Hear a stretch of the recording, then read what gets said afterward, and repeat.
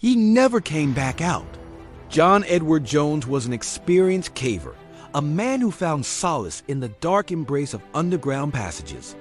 In November 2009, he ventured into Utah's Nutty Putty Cave, unaware it would be his final journey. The cave's entrance beckoned, a gaping maw in the earth. John slipped inside, his headlamp cutting through the inky blackness. He moved with confidence, each step sure and practiced. But even the most skilled can make mistakes.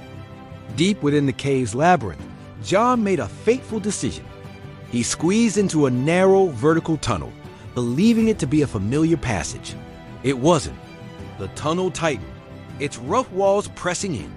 John's breath quickened as he realized his error. He tried to turn back, but the space was too confined. Panic set in as he found himself trapped, upside down, over 200 feet beneath the surface. Time seemed to slow in the suffocating darkness. John's chest heaved against the unyielding rock. He called out, his voice echoing through the empty caverns, but no one was there to hear. Hours passed before his absence was noticed. The alarm was raised, and rescuers rushed to the scene. They entered the cave with determination, hope burning bright in their hearts. What they found was a nightmare scenario. John was wedged in a near vertical crevice, his body contorted at an impossible angle. His head was lower than his feet, blood rushing to his brain. Every breath was a struggle. The rescuers worked tirelessly, their faces grim with concentration. They spoke words of encouragement to John, promising him he would see daylight again. But as the hours ticked by, doubt began to creep in. The passage was too narrow for traditional rescue equipment.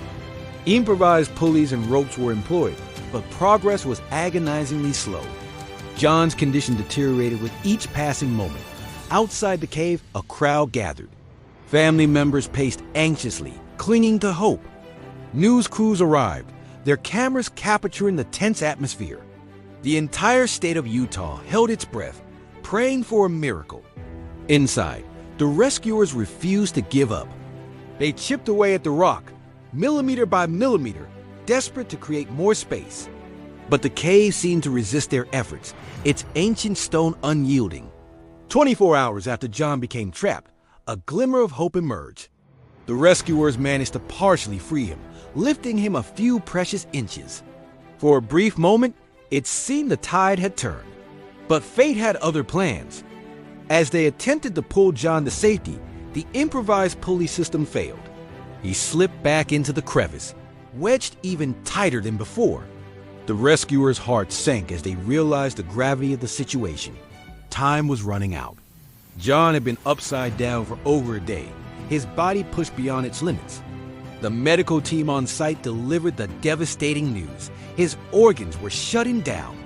In those final hours, John spoke to his wife through a radio link. Their words were private, a last exchange between lovers. Tears flowed freely among the rescuers as they listened, helpless witnesses to a tragedy unfolding. As November 25th dawned, the decision was made. There was nothing more that could be done. John Edward Jones was pronounced dead, still trapped within the unforgiving embrace of Nutty Putty Cave. The aftermath was a somber affair. The cave, once a playground for adventurers, was now a tomb. Officials made the difficult choice to seal it permanently, entombing John's body where it lay. Today, a small plaque marks the spot where the cave once welcomed explorers. It stands as a silent memorial to a life cut short and a reminder of nature's awesome and terrible power. The story of John Edward Jones haunts all who hear it. It speaks to our deepest fears of darkness, of confinement, of being lost and alone. But it also reminds us of the incredible bravery of those who risk their lives to save others. In the years since that fateful day, John's family has found ways to honor his memory. They speak of his passion for caving, his love for his family, and the courage he showed in his final hours. They urge others to be cautious, to respect the dangers that lurk in the hidden corners of our world. The caving community, too, was forever changed. Safety protocols were tightened, and education efforts redoubled. John's story became a cautionary tale, told to every novice caver as a stark reminder of what can go wrong. But beyond the warnings and the safety measures, John's story touches something deeper in the human spirit.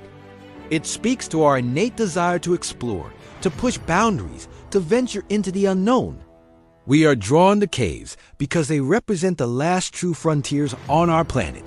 They are places of mystery and wonder, where the familiar world falls away and we confront the raw power of the earth. John Edward Jones understood this allure. He sought the thrill of discovery, the peace found in silent underground cathedrals. In pursuing his passion, he paid the ultimate price. His story serves as a stark reminder that nature, for all its beauty, is indifferent to human life. The same forces that create breathtaking caverns and delicate formations can also trap and kill without mercy. As we reflect on John's fate, we're left with difficult questions. How do we balance our desire for adventure with the need for safety?